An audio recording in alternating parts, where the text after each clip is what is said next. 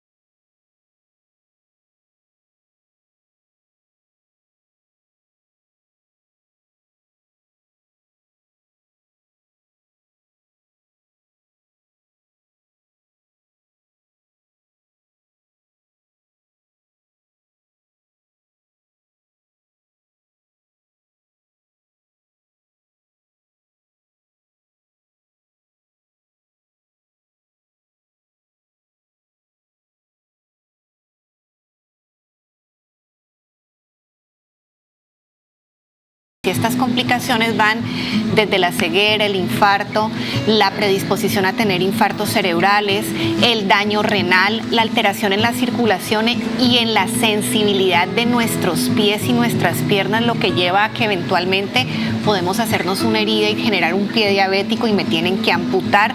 Entonces estas son complicaciones que definitivamente se pueden prevenir cuando tenemos la enfermedad, pero mucho más interesante suena cuando nosotros hablamos de diabetes, entender que la diabetes, como decías tú, Frida, no se genera de la noche para la mañana, sino que ocurre un deterioro progresivo del metabolismo del azúcar.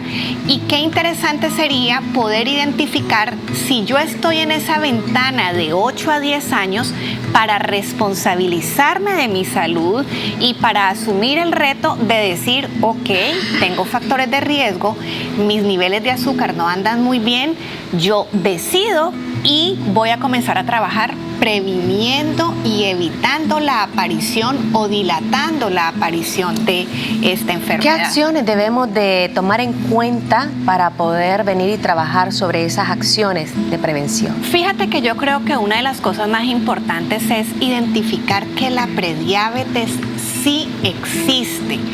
Te encuentras con personas que, por ejemplo, dicen muchas veces, incluso los doctores, creo yo que más que todo es como cuando a la gente tú llegas al consultorio y le dices, mire, cuídese que tiene un poquito alto el azúcar, a veces los doctores podemos creer que diciéndole así al paciente como que no toma conciencia realmente de lo que está ocurriendo.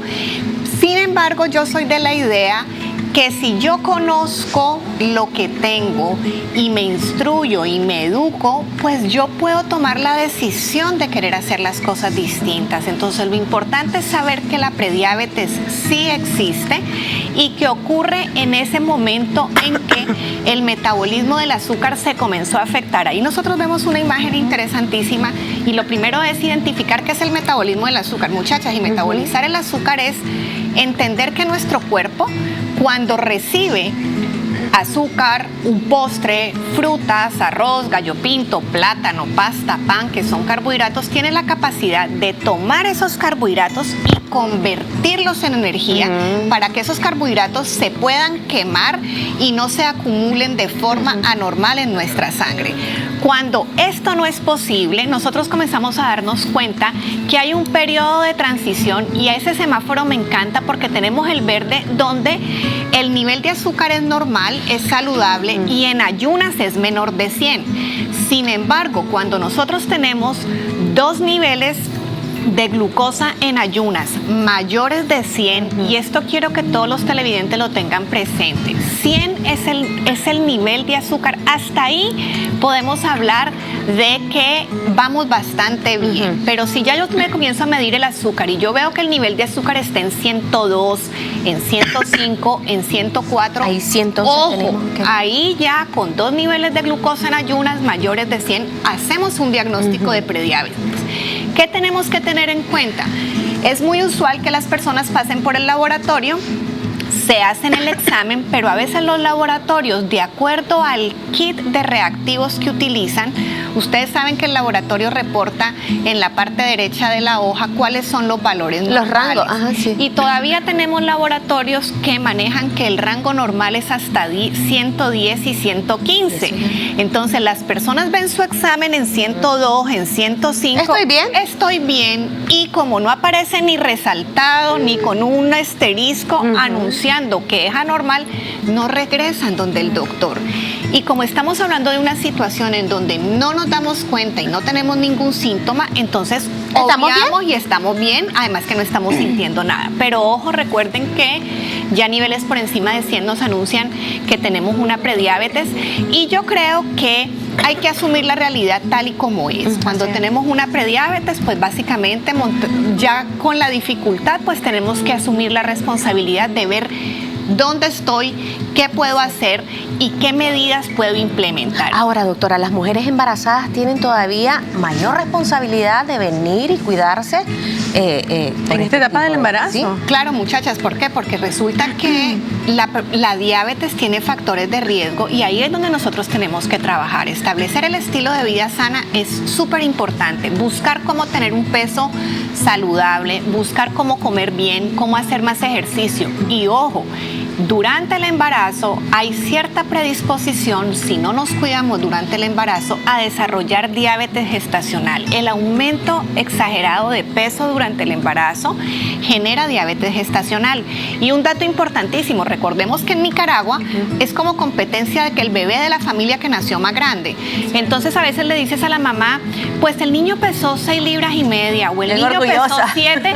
No, pero no se ponen tan contentas, porque yo a veces siento que si no pesa 8 te quedaste por fuera del rango de la abuela, de la tía, porque todos pesaron más de 8 libras. Sí, y resulta que para una mujer tener un bebé de 8 libras o más incrementa el riesgo y la posibilidad de que ella pueda ser diabética en algún momento de su vida. Entonces tenemos que tener en cuenta que un niño de 8 libras es un niño que creció un poco más del promedio y que se piensa que de pronto haya habido alteraciones metabólicas durante el embarazo que hayan hecho que ese bebé sea tan grande, pero eso genera un factor de riesgo para la mamá. Entonces, obviamente tenemos que asumir el comer mejor, el tener un peso sano, el hacer ejercicio, el evitar el cigarro, el evitar el exceso de licor, y para mí es bien importante también el control del estrés. Recordemos que en algunas ocasiones hemos hablado de que el estrés genera respuestas a nivel de nuestro cuerpo de producción de cortisol y adrenalina, que son hormonas naturales de nuestro cuerpo,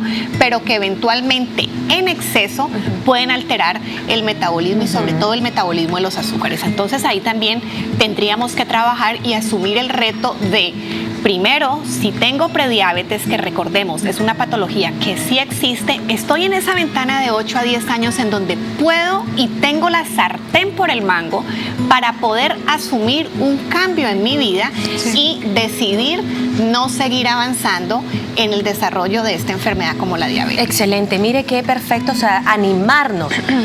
Si nos salen unos indicadores pues alterados, pues empezar y no esperar realmente a que nos salgan esos indicadores. Y también las señales físicas, doctora. Tomar en cuenta estas medidas ya de prevención, y que usted ha traído pues un excelente mensaje para la población. Y tú hablabas algo importante, Frida, las señales físicas. Sí. Ojo, si nosotros vemos que algún hijo de nosotros, alguno de nosotros o nuestros familiares comienza comienzan a tener hiperpigmentación en los pliegues. Y cuando hablo de hiperpigmentación estoy hablando de sobre todo esa mancha oscurita y el cuello agrietado y el montón de como pellejitos que nos pueden salir o lunarcitos resaltados que se denomina acantosis nigricans. Eso supone y nos hace pensar que de pronto nuestro cuerpo está teniendo dificultad para quemar el azúcar. ¿Con qué otro aspecto tenemos que tener cuidado? Cuando de pronto comenzamos a ver que nuestro abdomen se comienza a hacer más grande y comenzamos a acumular más grasa, sobre todo a nivel abdominal. La grasa abdominal es una grasa que nos supone que el cuerpo está teniendo dificultades para procesar los azúcares y tiene que buscar algún lugar donde meterlos. Entonces generalmente los acumula en grasa y los acumula a nivel de nuestro perímetro abdominal. Entonces son signos donde yo de manera preventiva, sin necesidad de tener algún síntoma que me haga sentir mal, puedo decir, ok, en Saber Vivir, oí decir lo del azúcar, tengo el cuello manchadito, se me está aumentando la pancita y además tengo diabetes, por ejemplo, en la familia, o además soy hipertenso, tengo otros factores de riesgo. No pierda la oportunidad de aprovechar este mes de noviembre para poder hacer un diagnóstico temprano. A veces nos da miedo chequearnos porque, ay, es que el que busca encuentra. Si voy donde el médico seguro que me va a encontrar algo. Pero pienso que cuando hablamos de diabetes, si logramos identificar cualquier trastorno de forma temprana, muchachas, podemos ponernos la camiseta y asumir el reto de hacerlo mejor para asegurar tener un mejor estilo de vida. Excelente. Y estar mucho más saludable. Muchísimas gracias, doctora. Y muy bien comienzo de mes. Vamos a asumir ese reto de seguirnos cuidando. Chicas, si no nos olvidemos, la próxima semana los televidentes esperen el consultorio nutricional. Recuerden tener listas sus preguntas. Con el chef les vamos a tener una sorpresa muy dulce a todos los personas me que gusta. hoy Vamos a endulzar al chef. Vamos a ver, esa tarea difícil, eso lo veo complicado. Así que no se pierdan el programa de la próxima semana. Muchas gracias, doctora, por su visita. Bueno, nosotros vamos a continuar con más aquí en De Sol a Sol y regresamos.